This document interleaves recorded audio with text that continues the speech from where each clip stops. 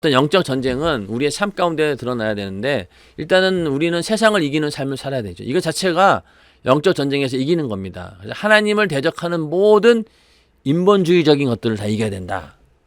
자, 모든 이론, 생각 다 사로잡아가지고 그리스도에게 복종해라. 아까 말씀을 드렸고, 사도 바울은 고백이 이거예요. 내가 모든 것을 해로 여김은 내 주 그리스도 예수를 아는 지식이 가장 고상함을 인함이라. 모든 걸 배설물로 여긴다는 겁니다. 예수 외에는. 그리고 또 철학과 헛된 속임수 이런 것들은 전부 다 초등학문이라는 거예요. 이렇게 세상을 이겨야 된다라고 말씀하고 있고, 두 번째는 이 물질의 유혹을 또 이겨야 됩니다. 우리 인간이 참 이게 넘기 어려운 게 물질의 유혹인데, 성경에서도 창기에 번 돈과 개 같은 자의 소득은 아무 서원하는 일로든지 내 하나님 여호와의 전에 가져오지 말라. 이 둘은 다 내 하나님 여호와께 가증한 것이니라. 똑같은 돈이지만은 이런 돈은 하나님 안 받으신다는 거예요. 하나님의 자녀들은 돈을 벌더라도 정당한 대가를 가진 그 돈을 벌어야 된다. 그래서 우리가 땀 흘려 일을 하더라도 물질을 얻더라도 하나님께서 싫어하는 걸 해서는 안 된다. 하나님이 인정하시는 그런 직업을 가지고 우리는 거기에서 땀 흘려서 일함으로 대가를 얻어야 된다. 그리고 이 돈이라고 하는 것은 일만하게 뿌리가 된다고 했죠. 돈 때문에 미혹을 받아가지고 믿음에서 떠나는 일들이 많다는 거죠. 우리 교회도 교회 내에서 경제적인 그런 뭐 다단계나 뭐 이런 어떤 걸 통해 가지고 막 성도들끼리 돈이 왔다 갔다 하게 되면은 처음에는 그게 뭐 좋을 수 있겠지만 시간 지나면서 반드시 문제를 일으킵니다. 악의 뿌리가 된다는 거죠. 그러니까 그걸 아예 시작부터 하지 말아야 돼요. 그러니까 우리 교회에서는 그런 일 하지 마시고 또 동업도 웬만하면 안 하는 게 좋습니다. 성도들끼리 아무리 친해도 돈이 왔다 갔다 하면은 결국 그게 문제가 생겨요. 돈은 항상 그렇게 문제를 일으킵니다. 일만하게 뿌리라는 거죠. 그리고 또 돈을 사랑치 말고 있는 바를 족한 줄로 알아. 만족하라는 겁니다. 욕심 부리지 말라는 거죠. 또 그런 어떤 물질을 우리가 하나님께 드릴 때 인색함으로나 억지로 하지 말고 하나님은 즐겨내는 자를 사랑한다. 이것도 중요한 물질관이죠. 하나님께 물질을 드릴 때도 억지로 뺏기는 것처럼 낼 것이 아니라 즐거운 마음으로 자원하는 마음으로 드려야 된다라고 성경은 말하면서 이렇게 해서 물질의 유혹을 이기는 것도 영적 싸움에서 승리하는 것입니다.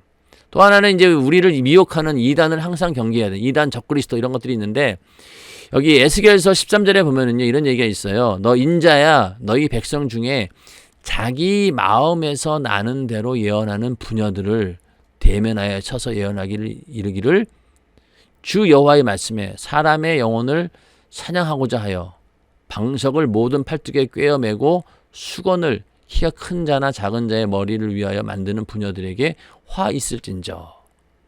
자, 이게 뭐 이제 그때 그 사람들이 하고 있는 의상이나 이런 것들인 것 같은데 중요한 건 뭐냐면은 자기 마음에서 나는 대로 예언한다는 거예요.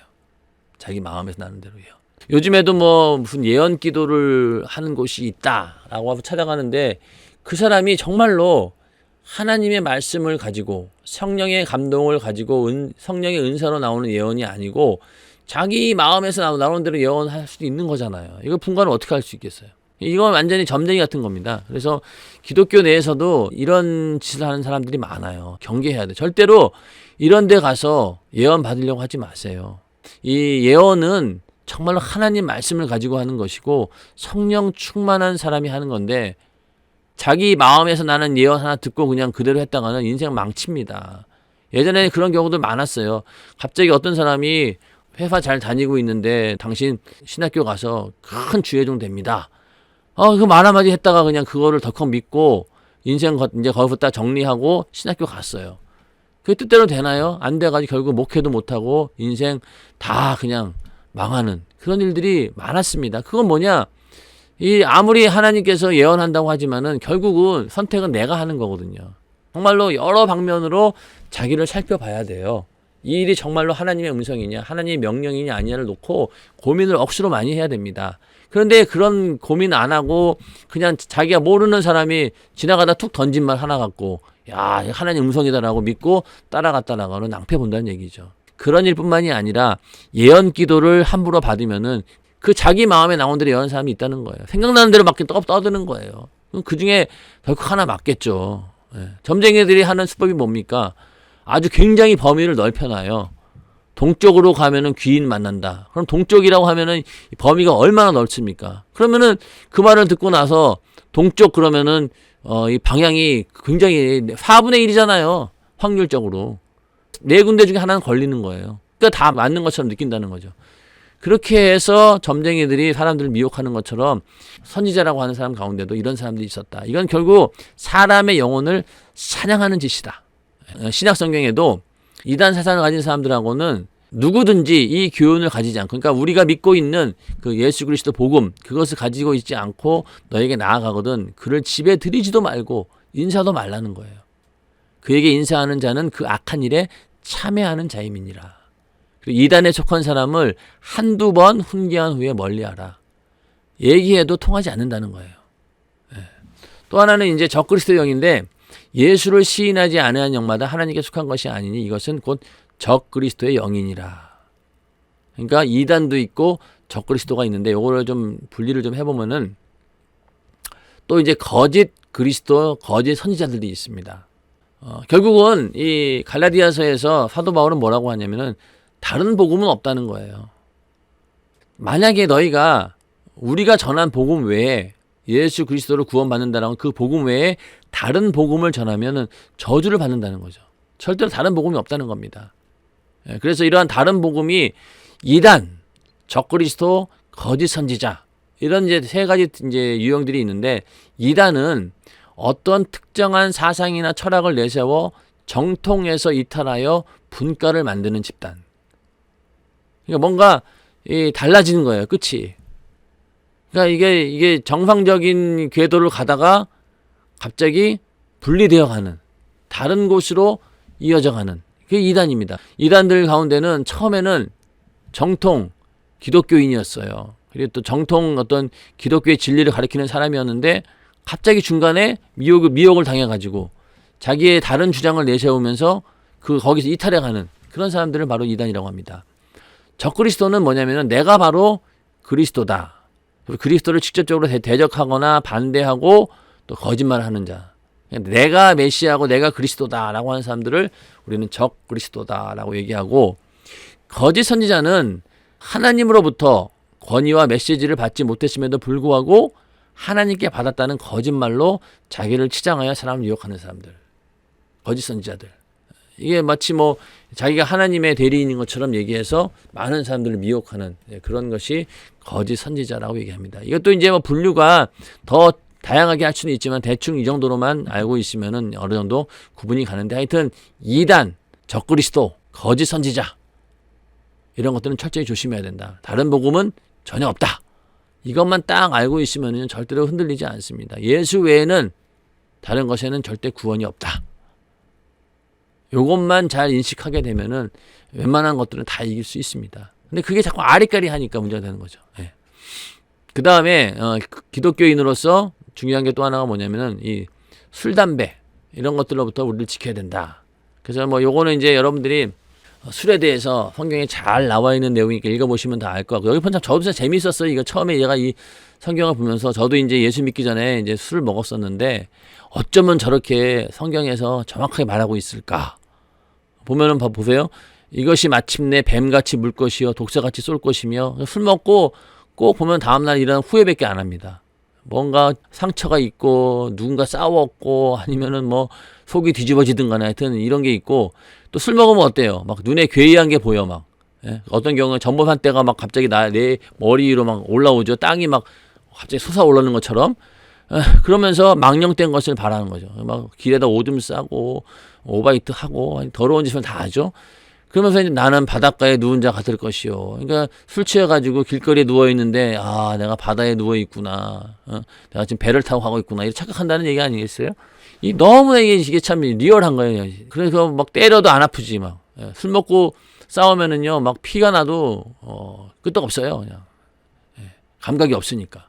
이게 바로 술 먹은 자의 행태입니다. 절대로 기독교인들은 이제 술을 먹어서는 안 되는데, 오늘날 이제 많은 사람들이 술, 담배에 대해서 기독교인들에게 굉장히 오픈하고 사는 사람들이 있어요. 술 먹더라도 안 취하면 된다. 이렇게 해서 취하지 않을 때까지 먹어도 된다. 이거 많이 하잖아요. 그래서 이 기독교인들이 그 직장 생활할 때 이 술 먹는 문제 사실 참 이게 힘들어요. 왜냐면은 술 먹으면서 인간관계가 이루어지기 때문에 거기에 빠지게 되면은 소외되고 또 어떤 불이익을 당하기 때문에 참석해야만 되는 거죠. 회식 자리니까, 공식적인 자리니까. 그럼 거기서 이제 술 안 먹고 있는 것이 얼마나 고통스러운 일인지. 술을 안 먹는 우리도 고통스럽지만은 술 먹는 자리에서 술을 안 먹고 있는 사람들을 보는 것도 그 사람들에게는 고통이에요. 그러니까 어떻게든 매기는 거예요. 자기가 똑같이 술이 취해야지 이게 서로 얘기가 되는 것이지, 자기는 막 술이 취해 있는데 우리는 말똥말똥 있으면 이게 뭔가 안 되는 거예요. 그래서 어떻게든 매깁니다. 그래서 이런 회식 자리 같은 경우를 이겨내기 위해서는 참 지혜를 많이 발휘해야 되죠. 너무 이렇게 강하지 않게, 그리고 또 절제력을 가지고 잘 이거 지혜롭게 대처를 해야 되는데, 하여튼 뭐 아무리 뭐 지혜를 발휘한다 일단은 안 가는 게 상책입니다. 그 자리에 가지 않는 것이 최고로 좋은 거예요. 그래서 그렇게 해서 참 우리가 이 예수 믿는 사람으로서 술, 담배 이런 것들로부터 완전히 벗어나야 된다. 근데 이게 인간의 힘으로 안 됩니다. 담배 끊는 거 인간의 힘으로 안 돼요. 성령 충만함으로 하나님께서 해주셔야지만 가능한 일입니다. 뭐 담배 같은 경우는 솔직한 얘기로 뭐 이 성경이 기록되기 전에는 그때까지만 해도 담배가 없었어요. 그 담배 얘기가 없어요. 그럼 담배 피지 말라는 게 성경에 어디 있느냐? 없어요. 그런데 성경에 말하기를 너희는 하나님의 성령이 거하는 성령의 전이라는 거 아니에요. 그 안에 더럽히면 안 된다. 술 먹어서 더럽혀서도 안 되고, 담배 피워가지고 그 연기 들어 마셔가지고 더럽게 해서도 안 된다. 이런 차원에서 우리는 이걸 멀리해야 됩니다. 담배는 믿지 않는 사람들도 이 건강에 백해무익이에요. 내 나를 죽이는 겁니다. 그러니까 아예 이거는 하나님께서 원하지 않아요. 그러니까 이거를 어떻게든 피워보고 마셔보려고 하는 사람들이 있다라고 하면은 그 사람들은 하나님의 사랑이 그만큼 충만하지 않은 거예요. 자, 이런 술이나 담배 또 수많은 중독에서 이길 수 있는 방법은요, 그거보다도 더 큰 사랑을 내가 가지고 있으면 되는 거죠. 이성에 대한 사랑보다 하나님이 나에게 더 큰 사랑을 베푸셨다라고 하는 것을 경험하게 되면은요, 그걸 이길 수 있는 겁니다. 그런 것처럼 술, 담배 이기기 위해서는 주님과의 관계 속에서 더 큰 사랑을 내가 경험해야 되고, 그런 진리를 내가 알 때 이런 것들을 이길 수 있다. 이런 것들에서 완전히 벗어나야 된다라고 하는 것. 그리고 또 이제 문화를 가장한 우상 숭배 이런 것들 조심해야 되는데, 제사 지내는 것, 또 이 우상 숭배라고 하는 것이 오늘날 우리 시대에는 어떤 우상들이 있느냐? 하나님보다 더 좋아하는 것이 있다, 더 섬기는 것이 있다라고 하면 그것은 바로 우상입니다. 만약에 자식이라 할지라도 내가 만약에 하나님보다 자식을 우선한다라고 하면은 그 자식이 우상이 되는 겁니다. 자식을 위해서 하나님보다 더 섬기고 거기에 몰두한다라고 하면 그것 자체가 우상숭배가 되는 거죠. 돈이 될 수도 있고 명예가 될 수도 있고요. 또 뭐 운동을 또 너무 지나치게 열심히 하는 사람들, 그것 자체가 우상이 될 수 있고요. 또 취미생활, 그것이 우상이 될 수도 있습니다. 그러니까 이 시대에는 우상이라고 하는 것이 나를 위해 만드는 우상이거든요. 나의 만족을 위해서, 내 육신의 쾌락을 위해서 우상을 만들어냅니다. 이게 다른 데 있는 게 아니에요. 그러니까 나를 위해서 만드는 그런 것들이 다 우상이 될 수 있기 때문에 그런 것들을 철저하게 우리는 이겨내야 된다. 그래서 우상이 갖고 오는 그 저주는 3, 4대에 이른다. 이거는 잘 알고 계시죠. 그러니까 우상 숭배에 대해서 어떤 우리가 뭐 제사 지내고 이런 것만 생각하지 마시고 우리의 생활 가운데 굉장히 밀접하게 들어가 있다. 그래서 그거를 잘 생각하시고 이것이 우상인가 아닌가를 그런 차원에서 우리는 구분을 해야 됩니다. 자, 그 다음에 이제 요 부분에 대해서는 좀 우리가 한번 좀 생각해야 될 부분인데, 이 세상을 이겨야 된다. 그래서 세상과 하나님의 나라에 대해서 어떻게 우리가 그 범위를 인식하느냐가 중요해요. 자, 이 세상은 하나님이 창조한 세상입니다. 하나님이 다 창조하신 세상이죠. 그런데 이 세상이 죄로 인해서 타락하게 되었고, 그로 인해서 마귀가 지배하는 세상이 되었습니다. 그러다 보니 하나님께서는 너희가 세상을 사랑치 말라라고 얘기합니다. 그러니까 하나님이 만드신 세상이잖아요. 그런데도 하나님께서는 왜 사랑치 말라고 하겠어요? 그 가운데 그 세상이 타락했다는 거예요. 죄로 물들었다는 겁니다. 그러한 세상을 하나님이 사랑하시고 구원해 주기 위해서 아들 예수를 보내신 거예요. 하나님이 사랑하신 세상이죠. 창조한 세상이고. 근데 그 세상이 타락해가지고 변질이 된 거죠. 그렇게 우리는 세상을 인식을 해야 되고, 하나님의 나라도 마찬가지입니다. 하나님의 나라도 우리가 어떤 개인의 경건의 영역, 내가 교회 가고 또 기도하는 시간, 예배하는 시간, 그리고 그런 어떤 영적인 내 생각 속에서 영적인 생활만 한다라고 했을 때 그것만이 하나님의 나라를 이루는 것이다 라고 하는 사람들이 있을 수 있죠. 그리고 교회에서 하는 일까지 요게 바로 하나님 나라의 일이다 이렇게 생각하는 사람들이 있고, 어떤 사람은 좀 더 넓게 봐가지고 지금은 하나님의 나라가 임하지 않았어, 종말론적으로 예수님께서 이 땅에 재림하실 때 그때가 바로 하나님의 나라가 임할 때야 이렇게 믿는 사람도 있습니다. 또 한편으로는요, 이 사회 자체를 개혁하는 것이 하나님의 나라를 이루어가는 것이다. 세상 이 사회 자체를 불완전한 것으로 보고 이것을 개혁하고 이것을 새롭게 만드는 것이 바로 그리스도인들이 해야 될 일이다 라고 이렇게 급진적으로 주장하는 사람들이 있어요. 이런 사람들은 이것이 이제 그 사회개혁 운동 이런 거랑 맞물려 가지고 이 사회를 투쟁해 가지고 변화시키는 이런 어떤 그런 급진적인 논리와 이게 맞물려 가지고 해방신앙 이런 것들이 그런 거죠. 그렇게 해서 이 사회 전체를 개혁의 대상으로 보고 그걸 변화시키는 것이 그리스도인이다, 그것이 하나님 나라를 이루는 것이다라고 믿는 사람들이 있습니다. 근데 여기서 우리가 중요한 게 뭐냐면, 이렇게 세상과 하나님의 나라에 대해서 어떤 생각을 가지고 있느냐, 이게 중요한 거예요. 그러니까 세상을 하나님의 나라하고 완전히 분리시켜가지고 이건 세상이고 이건 하나님 나라 이렇게 돼버리면요, 완전히 이분법적인 생각을 가져서 이게 뭔가 좀 이게 맞질 않아요. 자, 이 인식을 어떻게 해야 되냐면요, 이 세상을 바라보는 눈을 어떻게 해야 되느냐, 이 구조와 방향의 문제를 생각해야 됩니다. 원래 이 세상은요, 하나님의 창조의 본질로서는 선한 것이었어요. 하나님이 천지를 창조하실 때 다 보기 좋았어요. 하나님 보기에 심히 좋았더라. 다 선한 것들이에요. 그런데 이 구조가 이 방향이 바뀌어버린 거예요. 그러니까 이 선한 구조대로 잘 진행이 되어 가야 되는데 이것을 틀어버리는 방향이 생겨버린 거죠. 그게 바로 죄입니다. 벗어나버린 거예요. 그래서 이 방향을 두고 벌어지는 건 영적 전쟁이다. 이건 뭔 말이냐면은, 원래 하나님께서 만들어 놓으신 그 구조대로 가려고 하는 그 하나님의 의도와 이것을 틀어가지고 다른 방향으로 가려고 하는 반역의 세력과 이것이 벌어지고 있는 전쟁이 영적 전쟁인 거죠. 그러니까 우리는 하나님 말씀대로 가려고 하고, 악한 마귀 역사는 그것을 틀어가지고 반대 방향으로 가려고 하고, 여기서 이 방향을 놓고 끊임없이 벌어지는 게 바로 이 전쟁입니다. 영적 전쟁인 거죠. 그래서 여기서 우리가 중요한 건 뭐냐면은, 모든 일상생활을 이 방향의 문제로 봐야 되는 거예요. 그러니까 세상 자체가 이게 잘못된 게 아니라 원래는 선한 것이었고 하나님의 것이었는데 이것이 잘못된 방향으로 흘러가다 보니 지금처럼 타락한 것이 되었다, 이렇게 인식해야 된다는 거죠.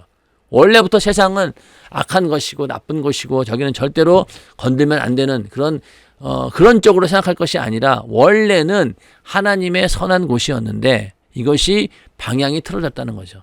그래서 죄라는 게 뭐예요? 방향이 빗나갔다라는 게 바로 죄의 원어의 뜻 아니겠습니까? 그러니까 모든 이 삶의 일상생활 가운데 모든 이 세상에 있는 악이 있고 뭐 여러 가지 정말 하나님의 뜻에서 벗어난 것들이 많잖아요. 그거는 원래 세상이 악한 것이 아니라 이 선한 세상을 악하게 만든 영적 존재가 있었고 그것이 그 방향을 잘못 틀었기 때문에 그런 일이 생겼다라고 우리는 인식해야 된다는 거예요. 그러면서 이 세상의 본래 이 창조의 구조는 무엇이었는가? 왜 이렇게 왜곡이 되었을까? 다시 우리가 그것을 원래의 자리로 돌이켜 놓는 것, 이것이 바로 우리 그리스도인들이 해야 될 일이라는 겁니다. 그렇기 때문에 우리가 이런 걸 생각해야 돼요. 요거는 세상 것, 요거는 하나님 것, 요거는 세상 것 거룩한 것, 이렇게 구분하는 것이 아니라 어떠한 것이든 간에 이것을 우리가 성경적으로 믿음 안에서 개혁시키고 변화시키고 하나님 것으로 원래 돌이킬 수 있을까라고 고민해 봐야 된다는 거죠. 이해가 되시나요? 내용이 좀 어렵나요? 그러니까 어떠한 상황 가운데서도 이것이 왜 본질에서 벗어났으며 이것을 다시 회복시켜서 정상으로 돌이키려고 하면 어떻게 될 것인가 라는 사실을 우리는 고민을 해야 된다는 겁니다. 자, 여기 락 음악과 CCM이라고 했는데 이거 한번 예를 한번 제가 들어볼게요. 이게 이제 이해를 돕기 위해서, 자, 요쪽은 이제 락 음악이라고 하는, 락 음악을 이제 뭐 다 아시죠? 이게 굉장히 뭐 시끄러운 음악이에요. 헤비메탈 그래가지고 막 굉장히 좀 시끄러운 그런 락인데, 이 하나님을 찬양하는 크리스천 락 밴드가 있어요. 이 스트라이퍼라고 하는 이 사람들이 이제 80년대 이때 이제 나왔던 거의 뭐 최초라고 하더라고요. 근데 헤비메탈 그룹이면서도 그 가사의 내용은 하나님을 찬양합니다.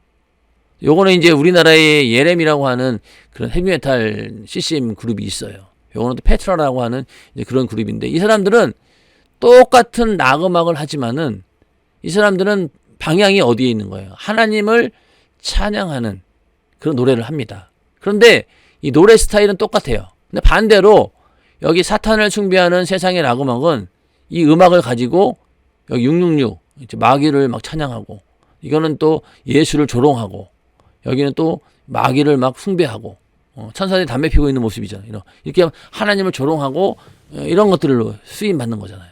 근데 문제는 뭐냐면은 이 음악 스타일은 똑같다는 거예요. 그 음악만 들으면은 이게 크리스찬 음악인지 세상 음악인지 몰라요. 그러나 그 내용을 가만히 보면은 가사의 내용이 하나님을 찬양한단 말입니다. 그런 걸 봤을 때 우리가 뭐 아까 말씀드린 것처럼 분명히 본질적으로 똑같은 음악인데 방향이 완전히 정반대인 거죠. 하나님을 찬양하느냐 아니면 사탄을 찬양하느냐. 여기서 우리가 세상을 인식할 때 모든 이런 음악이라 할지라도 이런 것들을 이렇게 바꿔놔야 된다는 거예요. 이게 우리가 할 일이라는 겁니다. 그냥 이 락 음악은 사탄의 음악이야 라고 치부하던 때가 있었어요. 아, 이건 무조건 사탄의 음악이야. 그런데 세월이 지나고 보니까 그 음악을 가지고 하나님을 찬양하는 일들이 많이 생겼어요. 이 CCM이라고 하는 게 뭡니까? 이게 크리스찬 컨템포러리 뮤직이라고 하는 것인데, 이게 뭐냐면 동시대에 그 음악을 가지고 그 안에다가 기독교적인 요소를 넣고 하나님을 찬양한다라고 해서 크리스찬 컨템포러리 뮤직이라고 하는 겁니다. 동시대의 음악을 가지고 하나님을 찬양한다는 거예요. 그러니까 이 상황에서 이 CCM을 들어보면은 이게 세상 음악 같기도 하고 스타일이, 음악 스타일은 그래요. 그런데 내용은 하나님을 찬양하는 내용이거든요. 그런 것처럼 우리도 일상의 모든 문제들을 저런 음악이 있어, 저것도 하나님을 찬양하면 어떨까? 근데 우리 눈에 일상생활 가운데 있는 많은 것들을 하나님을 찬양하는 일에, 복음을 전하는 일에 쓰면 어떨까라고 고민해야 된다는 것. 그렇게 해서 고민하다 보면은 점점 우리가 세상을 복음화시킬 수 있고 하나님의 선한 의도대로 이끌어갈 수 있다는 겁니다. 그런 의미에서 말씀을 드린 거예요. 자, 그러면 요거를 이제 보면은 더 정확히 어쨌든 이 세상을 볼 때 하나님의 그 세계관, 성경적인 세계관을 가지고 세상을 보라는 거죠. 창조, 타락, 구속이라고 하는 거 저번에 말씀을 드렸죠. 요거 가지고 세상을 바라보게 되면은 여기서 그리스도의 주권을 알게 되고 창조 세계의 삶 전체를 하나님의 나라로 보고 회복시키려고 하는 그런 마음이 생긴다는 거죠. 근데 이거를, 이 세상을 이런 눈으로 보지 않고 무조건 이 세상은 악의 소굴이고 마귀가 득실득실한 곳이고 절대로 우리가 발도 담가서는 안 되는 곳이다 라고 생각한다라고 하면은 이거 어떻게 변화시키겠어요? 그런 인식을 우리는 버려야 된다라고 하는 것입니다. 자, 좀 더 자세히 보면은요. 자, 이렇게 여러 분야들이 있어요. 가정, 정치, 사업, 이 세상에 여러 가지 이런 분야들이 있는데 이것을 우리가 구분할 때 이런 것들은 전부 다 세상의 것이다. 가정일이나 정치하는 것이나 사업이나 예술이나 교육, 출판 뭐 하여튼 이 세상에서 교회 바깥의 것들, 그런 것들은 전부 다 세상에 속된 것이다라고 여겨버리는 거예요. 그리고 교회에 있는 것만, 이것만 하나님의 나라고 거룩한 것이다라고 생각한다라고 하면은 우리 그리스도인들의 영향력은 요걸로 국한되는 겁니다. 교회에서밖에 할 일이 없어요. 교회만 열심히 나가면 되는 거예요. 이런 것들은 전부 다 세상 것들이기 때문에 그냥 무시하고 여기에 대해 관여하지도 말아야 돼요. 과연 이것이 옳은 걸까요? 이건 아니란 얘기죠. 이 그림이 어떻게 돼야 되느냐? 이렇게 돼야 됩니다. 자, 교회라고 할지라도 거룩한 것이 있을 수도 있고 또 세상적으로 무리든 것도 있어요. 이 가운데 우리는 점점 이 하나님의 나라 거룩한 것으로 조금씩 바꿔나가는 거예요. 그러니까 이게 완전히 이분법으로 분리된 게 아니라 이게 다 걸쳐 있는 거잖아요. 가정에서도 하나님의 나라를 이루는 것이고, 정치에서도 하나님의 나라를 이루려고 해야 되고, 사업도 마찬가지고, 예술도 마찬가지고, 교육 분야도 마찬가지고, 책도 마찬가지고, 그렇죠? 우리의 사고, 감정, 모든 것들을 전부 다 조금씩 하나님의 나라, 거룩한 것으로 만들어가는 작업을 해야 된다. 그래서 만약에 이런 사고방식을 가지고 기독교인들이 이 세상을 살아간다라고 하면은요, 어떤 생각이 들겠어요? 아, 내가 만약에 뭐 예술 분야에 있는 사람이에요. 그러면 어떻게 생각하겠어요? 아, 내가 이 가지고 있는 이 직업을 가지고 어떻게든 예술을, 하나님의 그 선하심을 예술로 승화시킬 수 있을까? 그런 것들을 많은 대중들에게 전할 수 있는 게 뭘까라고 고민하겠죠.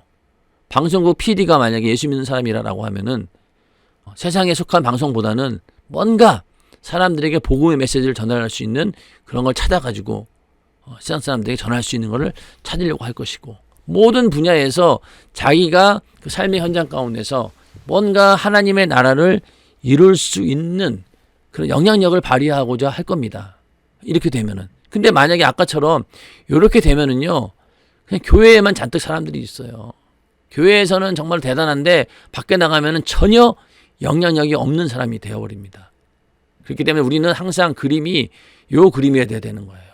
조금씩 또 점점 넓혀가는 것들, 정치도 그렇고 사업도 그렇고 모든 이 삶의 현장 가운데서 하나님의 나라를 내가 만들어간다 라는 그런 사명의식을 가지고 영향력을 발휘하는 기독교인들이 되어야 된다. 이것이 세상을 바라보는 진정한 올바른 눈이다 라고 저는 그렇게 생각을 합니다. 자, 그래서 우리가 이제 이렇게 얘기하는 사람들이 있어요. 세상의 소금이냐 교회의 설탕이냐. 오늘날 그리스도인은 세상의 소금이 아니라 교회의 설탕처럼 이 시대를 살고 있다. 교회 울타리 안에서는 몸집이 큰 사자처럼 용맹과 담대함을 자랑하지만 울타리를 벗어나는 순간 곧바로 조그만 강아지로 변해버린다. 교회 내에서는 굉장히 대단한 사람이고 막 활동도 열심히 하는데 교회를 넘어가기만 하면은 세상에 나가면은 곧바로 아주 조그만 강아지로 변한다는 거예요. 아무 영향력을 줄 수 없는 사람으로 바뀐다는 거죠. 그래서 교회에서 설탕인데 세상에 속으면 안 되는 거예요. 이런 삶을 사는 사람들이 얼마나 많습니까? 특히 앞으로 우리의 미래를 짊어갈 젊은 세대들, 또 우리의 자녀들, 세상을 바라보는 눈이 이렇게 돼야 된다는 거죠. 조그만 강아지로 변해버리면 안 된다는 겁니다. 그들에게 더 큰 꿈을 보여주고 이 세상을 변화시키는 것이 너희가 할 일이다.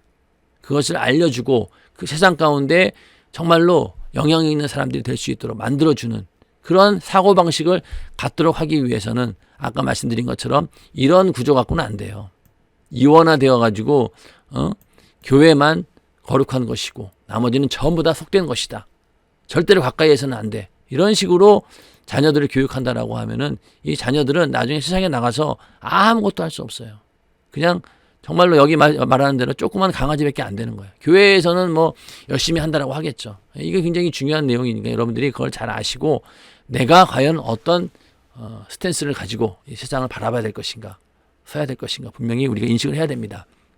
또 한 가지 똑같은 얘기인데 오리 농장에서 키운 오리는 수영을 못한다고 합니다. 왜냐면은 이 오리 농장에서 이 키우는 목적이 뭐냐면 이 오리를 잡아가지고 식용으로 쓰려고 하다 보니까 오리가 이제 태어나면 그냥 농장에서 그냥 물에 들어가지도 못하는 거야. 그냥 낳자마자 빨리 키워가지고 이제 식용으로 써야 되니까. 그러니까 이 오리 농장에서 키운 오리는 수영을 못해요.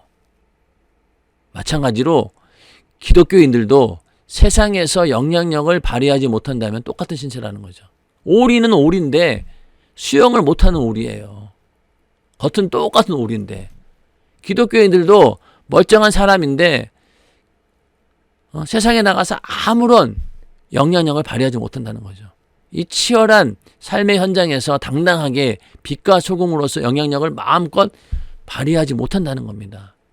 그래서는 안 된다는 거죠. 그냥 오리인데 물에 빠져 죽는 거잖아요. 그냥 수영도 못하고.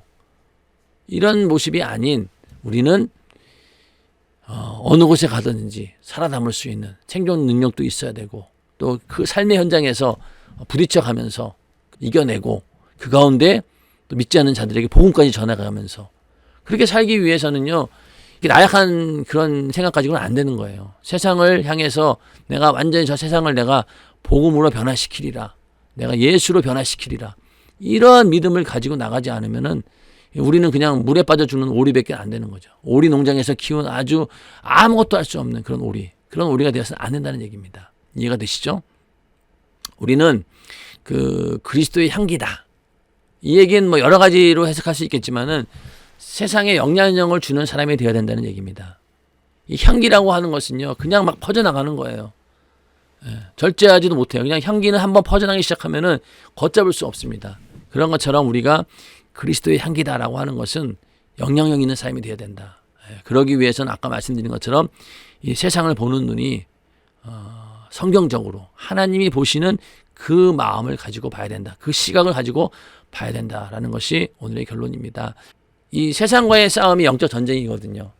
그런데 이 영적 전쟁을 이렇게 거시적인 차원에서 바라보지 않으면은 아까 말씀드린 것처럼 우리의 어떤 신앙생활, 교회 생활, 경건 생활 요것만 하나님의 나라로 생각하는 거예요. 발전이 없죠. 그냥 교회에 와서는 굉장히 믿음이 좋은데 밖에 나가서는 아무것도 못하는 그런 사람이 되어서는 안 된다는 겁니다. 그래서 우리 자녀들 또 젊은 세대들 세상에 나가는 걸 두려워해서는 안 된다는 거죠. 물론 세상에 나가면은 귀찮아요. 죄 질 수 있는 확률도 더 많죠. 술 먹는 자리도 가야 될 수도 있고 귀찮아. 내 믿음을 지키는데 귀찮은 일들이 많습니다. 그런다고 해서 아예 포기해버리고 세상에 나가지 않는다라고 하면 그것만큼 바보 같은 일은 없다는 얘기죠. 이제 이렇게 이제 묻는 분들이 많아요. 청년들 가운데도 제가 직장을 들어가려고 하는데 그 직장은 3일 예배를 드릴 수 없어요. 주일날은 지킬 수 있는데 3일 예배는 못 지킵니다. 그리고 또 뭐 기도 모임도 못 나와요. 그럼 어떡하겠어요? 3일 예배 드리고 매일 밤마다 7시 반에 교회에 와서 기도할 수 있는 그런 직장 전 세계적으로 없어요. 그럼 어떡할 거냐? 직장 그만둬야죠. 그냥 교회만 열심히 다녀야죠. 근데 그럴 수는 없잖아요. 그건 맞는 것도 아니고. 그런 경우에는요. 내가 3일 예배를 드릴 수 있도록 환경을 변화시켜 버려야 돼요. 직장 다니시는 분들 만약에 내가 그 직장에서 내 능력을 인정받고 저 사람은 정말로 우리 회사에 필요한 사람이라고 딱 하면은요. 내가 3일날 저녁에 교회 오든 매일 저녁마다 일찍 오든 전혀 문제가 되지 않습니다. 왜? 회사에서 내가 필요로 한 사람이니까. 능력 있는 사람이니까. 그런데 그런 걸 갖추지 않고 내 권리만 주장하려고 하니 그걸 누가 인정해 주겠냐고요. 그래서 우리의 어떤 신앙생활, 직장에서 신앙생활의 권리는 내가 투쟁해서 얻어내는 것이지 처음부터 멍석 다 깔아주지는 않는다는 얘기입니다. 최소한 주의를 지킬 수 있는 그런 직장, 그 다음 것들은 내가 노력해서 하나하나씩 확장시켜 나가야 될 그런 일이죠. 그런 자세로 임해야 되는데 그게 아니라 처음부터 이것도 안 돼, 저것도 안 돼, 이래서 안 돼, 저래서 안 돼, 다 커트 시켜가지고 결국 아무 직장도 구하지 못하고 그냥 매일 그냥 알바하다가 또 그만두고 이렇게 희망과 목적 없이 살다 보면은요, 그게 시간이 지나면서 나중에 점점 나이 먹어가고 다른 가정을 이루는데도 문제가 되고요. 결국은 나중 가서 처참한 실패를 하게 되고 패배를 하게 됩니다. 그렇기 때문에 우리는 그렇게 해서 싸우는 게 아니라 이 세상과 맞붙어 가지고 거기서 정면 승부를 거는 것. 그렇게 해서 그 가운데서 내가 믿음의 권리를 확보하고 내 신앙을 확보하는 것. 이것이 진정한 승리지 그런 식으로 소극적으로 해가지고 얻는 것은 절대로 승리가 아니라는 겁니다. 여러분들이 그걸 잘 기억하고 이 영적 전쟁이라고 하는 것은 우리의 삶 전체가 달린 일이에요. 절대로 이 영적 전쟁은 어디에서 일어나느냐? 우리의 삶의 현장 가운데서 일어납니다. 그래서 사업장, 직장, 학교, 또 가정, 우리의 삶의 현장에서 일어나는 일이기 때문에 그 삶의 현실을 정말로 중요하게 여기고 그 가운데 제대로 가치관을 갖고 서 있지 않으면 이 싸움에서 질 수밖에 없는 거예요. 그런 생각을 하시고 영적 전쟁에서 승리하는 우리 모두가 되기를 주님의 이름으로 축원합니다.